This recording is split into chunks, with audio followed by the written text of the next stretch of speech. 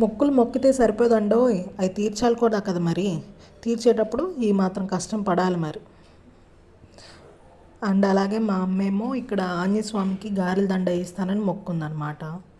ఇంకా గారెలు అలాగే ఇంకా ఆకులు తమలపాకుల మీద శ్రీరామ అని సింధూరంతో, ఆంజనేయ స్వామిది సింధూరం ఉంటుంది కదా, దాంతోనే శ్రీరామ అని రాసామన్నమాట ఆకుల మీద. ఒక బడ్ తీసేసుకుని చక్క ఆకులన్నీ క్లీన్గా కడిగేసి ఆరబెట్టుకుని సింధూరంతో శ్రీరామ శ్రీరామ అని రాసామన్నమాట. అండ్ అలాగే ఇంకా సాయంత్రం అయినా గుడికి తీసుకెళ్ళిపోయాము. గుడికి తీసుకెళ్ళి అక్కడ పంతులు గారికి ఇచ్చి చేయమంటే చేశారనమాట. గారెల దండ తమలపాకుల దండ రెండు వేసి చక్కగా పూజ చేసి మనకి ఇచ్చారనమాట. అండ్ అలాగే ఇంకా అక్కడ కొంతసేపు అలా ఉండి ఇంకా వచ్చిన వాళ్ళకి ఆ ప్రసాదాలు అవి పంచి వచ్చేసాం అనమాట.